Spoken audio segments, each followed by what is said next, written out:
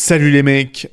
Alors aujourd'hui, on va parler d'un de mes films d'animation Pixar préférés, j'ai nommé Les Indestructibles. Et tout particulièrement de mon top 10 de mes théories favorites sur les indestructibles. Alors, déjà, avant toute chose, on va quand même le dire, la raison qui m'a poussé à faire cette vidéo si soudainement, c'est justement parce que je me suis récemment pris un abonnement sur Disney+. Et ça m'a permis, donc, fatalement, de revoir les deux films indestructibles, dans de bonnes conditions. Et donc, voilà, petit verdict. Le premier, Flash News, c'est toujours un chef-d'œuvre.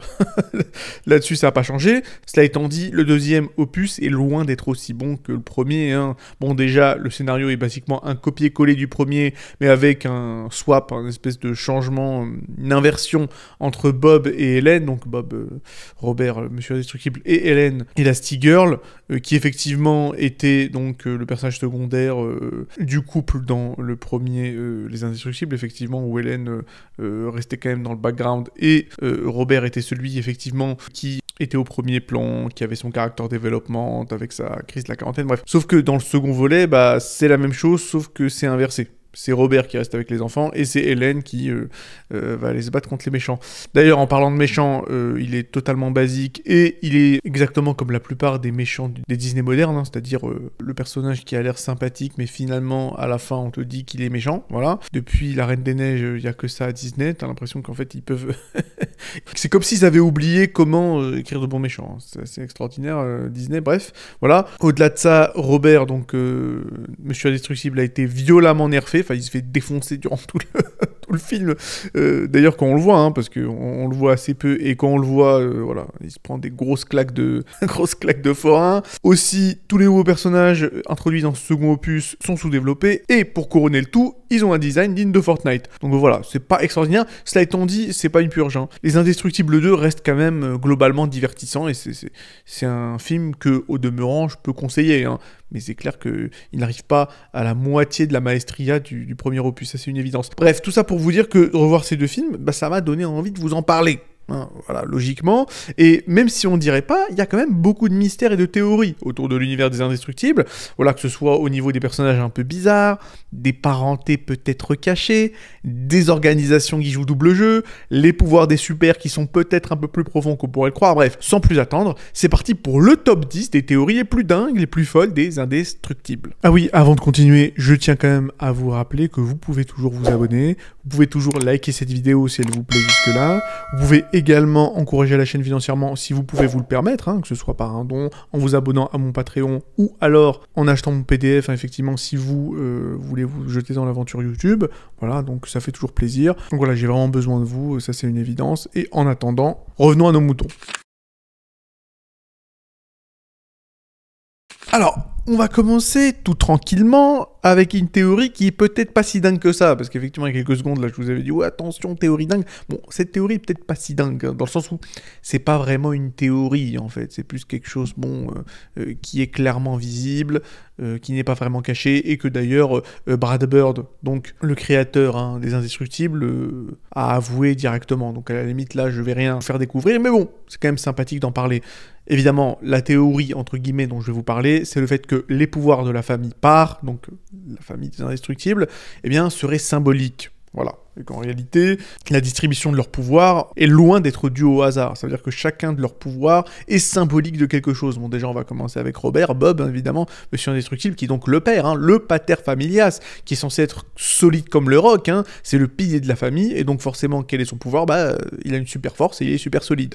Donc voilà, c'est logique. Hélène, donc, Elastigirl, la mère de famille, elle est super flexible, tout comme toute maman doit l'être, hein, pour gérer un peu une famille et tout ce qui va avec. Donc forcément, voilà, elle est extrêmement flexible et peut s'allonger, voilà. Bon, ensuite, il y a Violette, donc l'ado timide, hein, la jeune fille du couple, effectivement. Bon, elle est timide, elle a une crise d'adolescence, elle sait plus où se mettre, voilà.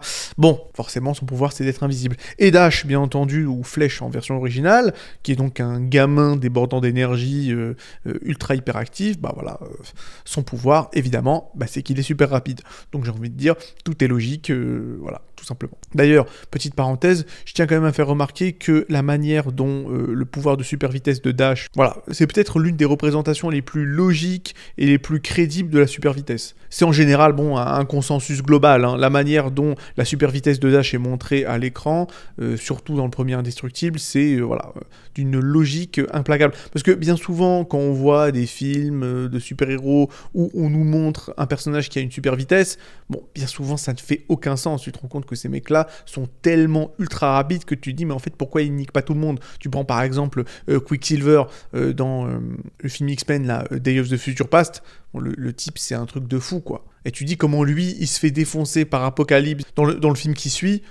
Ça n'a ni queue ni tête, voilà. C'est-à-dire que il y a un moment où le mec est complètement cheaté, et l'autre où le gars, il court à peine plus vite qu'un escargot. Et à côté de ça, il y a des scènes où sa méga ultra super vitesse aurait pu lui servir, mais finalement, il l'utilise pas. Tu te dis, bon, c'est un peu bizarre. Dans les Indestructibles, la vitesse de Dash, la vitesse de Flèche est totalement logique, avec quand même une exception, la fameuse scène de la punaise avec le professeur qui filme Dash en train de lui mettre une punaise sur sa chaise. Bon là, effectivement, la vitesse de Flèche est vraiment beaucoup trop élevée pour que ce soit logique. Cela étant dit, voilà, si on met cette petite scène, voilà, effectivement, que l'on pourrait qualifier d'humoristique, voilà, la vitesse de Flèche, tu ne peux pas la prendre à défaut. Allez, seconde théorie, et là cette fois effectivement on pourrait éventuellement la qualifier de théorie cette fois, c'est pas quelque chose d'à moitié avoué par Brad Bird, là bon, on va parler de Jack Jack, évidemment, parce que bon, si on a parlé de Violette et si on a parlé de Dash slash Flèche, faut aussi parler du petit dernier Jack Jack. Alors, quel est le problème avec Jack Jack? On le voit à la fin du premier Indestructible et surtout durant tout le deuxième volet, ce petit enfant, ce nourrisson, a un tas de pouvoirs. Vraiment, le gars, il peut tout faire. Il peut s'agrandir, il peut changer de dimension, il peut devenir invisible, il peut se transformer en démon, il peut se transformer en torche humaine. Voilà, le gars, il peut absolument tout faire. Il peut se démultiplier, Kagebushin no Jutsu. Voilà. C'est un truc de fou. Bon, alors, où est la théorie? Bah, la théorie, c'est que peut-être que tout ça va stabiliser, dans le sens où, et c'est là où la théorie entre en jeu, on pourrait effectivement partir du principe que tous les jeunes super passent par là. C'est-à-dire que tous les jeunes super, en général, lorsqu'ils sont tout petits, ils passent par une période où ils ont 1 milliard de pouvoirs, et plus ils grandissent, et plus ils commencent à avoir quelque chose d'un peu plus précis. On voit effectivement leur pouvoir qui, petit à petit, se concentre, et ils finissent par avoir, à la fin, à partir de 5, 6, 7 ans, un set de pouvoirs bien à eux. Voilà, comme tous les membres de la famille d'ailleurs. Hein. Voilà. Et ça expliquerait pourquoi Jack Jack a 1 milliard de pouvoirs. Voilà, tout simplement. Ça voudrait dire que dans quelques années, eh bien, voilà, il aura son propre petit pouvoir à lui. Et d'ailleurs, on peut dire que Edna le confirme à moitié dans le 2. C'est-à-dire qu'à un moment donné, Robert en a vraiment marre de Jack Jack, en tout cas, il n'arrive plus à le gérer. Il le donne à Edna pour qu'elle puisse régler le souci et essayer de le gérer. Et elle dit que la plupart des super ont effectivement plusieurs pouvoirs lorsqu'ils sont petits. Cela étant dit, elle indique bien que le nombre de pouvoirs qu'a Jack Jack n'est pas normal. Donc voilà, c'est une théorie qui est confirmée mais à moitié, dans le sens où il est effectivement assez fréquent qu'un jeune super ait pas mal de pouvoirs quand ils sont petits, mais il n'est pas fréquent qu'il en ait autant. Parce qu'apparemment, voilà, tout ça vous calculette, Jack Jack aurait à peu près 17 ou 18 pouvoirs. Donc, au minimum. Donc c'est quand même complexe. Bon voilà, encore une fois, ce n'est qu'une théorie. D'ailleurs, vu que je parlais d'Edna Mode, eh bien on va passer à la troisième théorie. Déjà, bon, on va pas se mentir, il y a beaucoup de théories autour d'Edna. Bon déjà parce que c'est un personnage qui est devenu culte en très peu de temps, c'est-à-dire qu'on la voit je crois même pas un quart d'heure dans le premier Indestructible, et pourtant bon la meuf elle a marqué tout le monde. C'est vrai qu'elle est sympa, on va pas se mentir. Alors, déjà première théorie autour d'Edna Mode, c'est qu'apparemment elle serait une ancienne vilaine, une ancienne méchante. Il y a pas mal de choses qui pourraient éventuellement nous pousser à croire ça. Bon déjà, on voit son laboratoire, ça fait un peu vilain, d'autant plus qu'il y a 1 milliard de tourelles automatiques, de lance-flammes, bref, c'est pas forcément des gadgets pour une simple couturière. Hein. Voilà. En plus, il y a la fameuse phrase qu'elle dit effectivement à Robert lorsqu'elle lui dit qu'il ne faut pas regarder en arrière, quoi, voilà. L'important, c'est l'avenir. Donc ça pourrait peut-être, voilà, être pris comme une espèce de demi-aveu, comme quoi, effectivement, par le passé, elle avait fait de mauvais choix, on ne sait pas. Bon, voilà. Encore une fois, tout ça n'est que spéculation, mais bon, voilà. Elle a un peu ce côté méchant de James Bond, quand même, Edna Mode, ça c'est une évidence. On va encore rester avec le sujet Edna, bien qu'on va quand même un peu s'éloigner d'elle pour finalement revenir vers elle. Donc on va parler de Violette. Alors Violette, encore une fois je l'ai dit, c'est la donc première fille du couple Parr. Cela étant dit, pas mal de fans se sont fait la réflexion que elle ressemble pas du tout au reste des Parr. C'est-à-dire que tu prends Flèche, donc Dash, ou tu prends Jack, déjà, bon, ils ressemblent quand même pas mal à leur père, c'est-à-dire qu'ils sont tous les deux blonds aux yeux bleus, exactement comme Robert. Et même Hélène, en réalité, ne ressemble pas du tout à sa fille, dans le sens où elle a les cheveux châtains, alors que Violette a les cheveux noirs. Et même, admettons, bon, il y a un délire de gène récessif, pourquoi pas. D'ailleurs, Brad Bird l'a dit, il me semble, dans une interview, que les cheveux de Violette lui viendraient d'un gène récessif. Ok, pas de souci. Le problème, ok, mais alors le nez, il sort d'où ? Parce que tous les Parr ont le nez pointu, un petit nez pointu. Violette, elle a un gros nez bulbeux. Bon, alors forcément, vu que je parlais d'Edna, voilà, la théorie en question voudrait que Violette soit la fille biologique d'Edna. Voilà, elles ont la même couleur de cheveux, elles ont la même forme de nez, donc voilà. C'est vrai que c'est peut-être un peu léger comme théorie, mais on peut se poser des questions. Et donc, bon, si on devait effectivement être amené à spéculer la raison pour laquelle la fille d'Edna serait sous la garde des Parr, eh bien ça pourrait peut-être vouloir dire que Edna n'est pas une super, en tout cas elle n'a pas de pouvoir ou je sais pas quoi, et qu'elle a décidé, une fois qu'elle s'est rendue compte que sa fille est une super, de la filer à une famille de super qu'elle connaît bien et en laquelle elle a une confiance aveugle, c'est-à-dire les Parr. Voilà, parce qu'on voit effectivement que Edna est extrêmement proche des Parr, surtout extrêmement proche d'Elastigirl. C'est-à-dire que quand, dans le premier, Elastigirl l'appelle, la meuf, elle commence à crier, Edna commence à hurler « Oh, Elastigirl, oh super, reviens s'il te plaît !» Voilà. Donc, peut-être que c'est ça. C'est une possibilité. D'autant plus que Edna le dit dans le premier, voilà, elle se sent pas du tout le cœur d'être une mère, il me semble. Dans le premier ou dans le deuxième, je sais plus. Elle dit qu'être une mère, ça ne l'intéresse pas du tout, donc peut-être que c'est ça, voilà.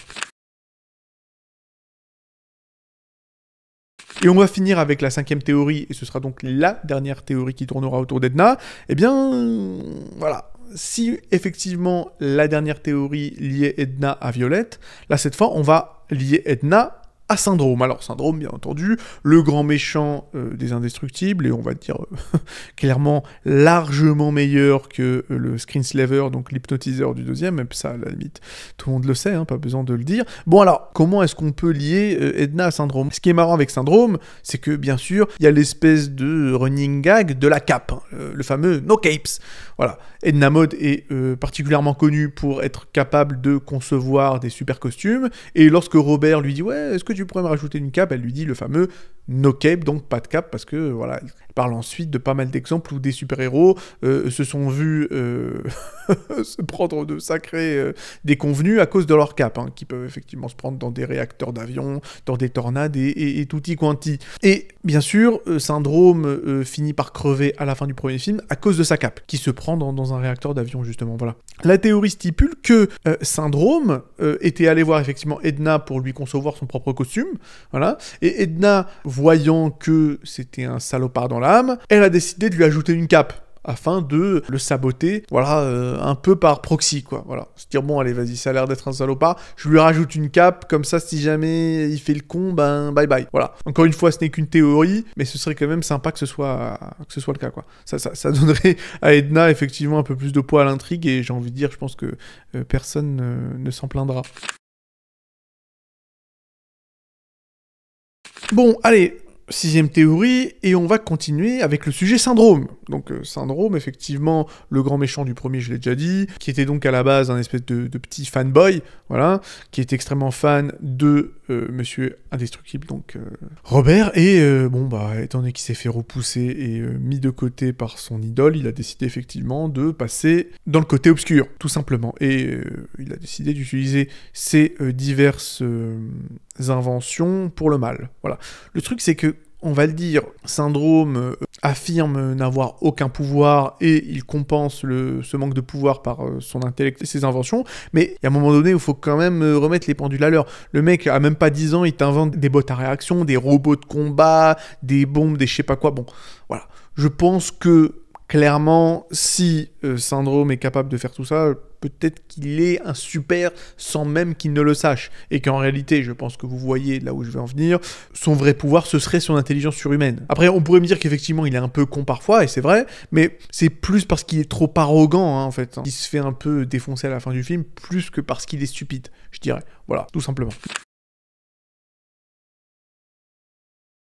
D'ailleurs, septième théorie, toujours avec Syndrome, et là, ça va effectivement nous faire penser au film Ex Machina, hein, pour ceux qui l'ont vu, excellent film d'ailleurs, je vous le conseille. Voilà, donc, si vous vous rappelez effectivement du personnage de Mirage, qui est donc le bras droit de Syndrome, qui est donc une espèce de James Bond girl, un peu femme fatale, mais qui finalement est sympa, voilà, cette théorie stipulerait qu'elle pourrait être un androïde. Ça expliquerait pourquoi elle est aussi calme, aussi calculatrice, pourquoi elle est ultra loyale envers Syndrome, parce que techniquement parlant, on ne sait pas d'où elle sort la meuf, hein. On ne sait pas comment Syndrome l'a rencontrée, comment elle en est arrivée à être à son service, d'autant plus que apparemment ils ont une espèce de relation amoureuse, hein, ou plus ou moins, bref, c'est un peu sous-entendu. Donc voilà, est-ce que ça pourrait être le même délire qu'avec Ex Machina, là, avec, avec Oscar Isaac, qui a des relations un peu picota avec ses propres androïdes? On ne sait pas. Ça pourrait être une idée, voilà, pas si stupide que ça. Et on va finir la vidéo avec la 8e théorie, qui stipule effectivement que Syndrome n'est pas seul, et qu'en réalité il serait de mèche avec le gouvernement. Bon, encore une fois, il n'y a pas de preuves concrètes vis-à-vis de ça, mais bon, ce serait la chose la plus logique en réalité, parce que déjà, les super ont été bannis par le gouvernement américain, en plus ils coûtent ultra cher au gouvernement, encore une fois, surtout quand tu vois des mecs comme, comment il s'appelle, comme Robert Park, comme Monsieur Indestructible, voilà, tous les 3 mois, faut le relocaliser parce qu'il casse la bouche de son patron, voilà, ça coûte quand même beaucoup d'argent aux contribuables, ça c'est une évidence. En plus, on voit quand même que Syndrome a une facilité assez déconcertante avec laquelle il met la main sur plein de technologies, parce que c'est bien d'avoir effectivement un intellect de dingue, mais il faut aussi les matériaux nécessaires et l'argent qu'il faut. Donc voilà, on se demande si le mec serait peut-être pas sponsorisé par l'État. Voilà. Et donc, pourquoi l'État le sponsoriserait? Bah, ce serait pour exterminer tous les super. Et ça arrangerait quand même pas mal l'État. Voilà. Et ça expliquerait également pourquoi t'as l'impression que tout le monde n'en a rien à foutre, que les super disparaissent soudainement un par un. Et pourtant, personne ne mène l'enquête, tout le monde s'en bat les couilles. Donc c'est quand même un peu bizarre. Alors qu'il y en a beaucoup qui se font tuer par l'espèce d'omnidroïde de Syndrome, les uns après les autres, dans un laps de temps extrêmement réduit, et personne ne dit rien, quoi. Il y a personne qui, je sais pas, appelle Robert Parr ou Frozone pour leur dire « Ouais, attention, voilà, quoi. Regarde sous ton lit, sait-on jamais, quoi. » S'il y a peut-être pas un mec qui veut te tuer parce que tous les supers sont en train de se faire flinguer les uns après les autres. Voilà. Bon, encore une fois, ce n'est qu'une théorie, mais je trouve que c'est une spéculation quand même assez intéressante. Alors, on va s'arrêter là. Bon, bien évidemment, on va encore me dire, bon, ouais, comment ça, tu dis que c'est un top 10, pourtant il n'y a que 8 théories. Ben oui, les mecs, vous vous êtes fait pranker. Bon, j'ai envie de dire, limite, c'est un peu un mème. Hein. À chaque fois, je dis, c'est un top 15, finalement, il y en a 18 théories, hein, voilà. Ou même théorie ou entrée, hein, en termes généraux. Quand je dis qu'il y a un top 10 de quelque chose, il y en a 8, il y en a 7. Quand je dis top 5, il y en a 8. À chaque fois, bah écoutez, j'ai décidé de m'approprier ce mème, voilà, tout simplement.